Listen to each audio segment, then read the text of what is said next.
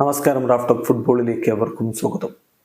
Inter Miami versus Al Nassr പോരാട്ടം football ലോകം കാത്തിരിക്കുന്ന പോരാട്ടമാണ്. ആ മത്സരത്തിൽ ക്രിസ്ത്യാനോ റൊണാൾഡോ കളിക്കുമോ എന്നുള്ളൊരു ചോദ്യം ഇപ്പോൾ ആരാധകരുടെ മനസ്സിൽ ആശങ്കയായിട്ടുണ്ട്.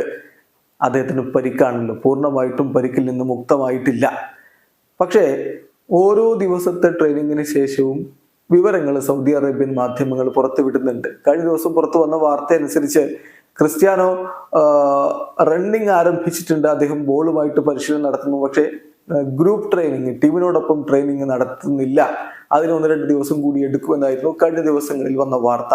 ഇന്നലത്തെ ട്രെയിനിങ്ങിന് ശേഷം വന്നിട്ടുള്ള വാർത്തകൾ കൂടി നമ്മളൊന്ന് പരിശോധിക്കുകയാണ്. അത് പക്ഷേ അത്ര ഒരു ആശാവഹമായിട്ടുള്ള വാർത്തയല്ല. നോക്കുക, സൗദി അറേബ്യൻ മാധ്യമങ്ങൾ നൽകുന്ന സൂചന എങ്ങനെയാണ്: medical staff preferred to postpone Ronaldo's participation in group training due to his lack of complete readiness.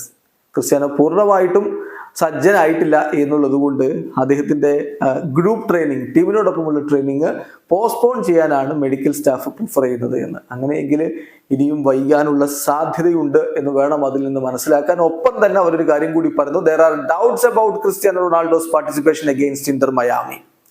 Inter മയാമിക്കെതിരെയുള്ള ക്രിസ്ത്യാനോയുടെ പാർട്ടിസിപ്പേഷനിൽ സംശയങ്ങളുണ്ട്, അദ്ദേഹം കളിക്കാനുള്ള സാധ്യതയിൽ സംശയങ്ങളുണ്ട് എന്നാണ് ആ റിപ്പോർട്ടിന്റെ അർത്ഥം. അങ്ങനെ വരുമ്പോൾ അത് ആശങ്കാജനകമാണ്. എങ്കിലും ഇന്നിപ്പോ 29-ാം തീയതി ആയിട്ടുള്ള ഇനിയും 1-2 ദിവസങ്ങൾ കൂടി ഉണ്ട്. അതിനിടയ്ക്ക് ക്രിസ്ത്യാനോ സജ്ജനാവും, കളിക്കളത്തിൽ ഇറങ്ങും എന്ന പ്രതീക്ഷയിൽ തന്നെയാണ് നമ്മൾ എല്ലാവരും ഉള്ളത്.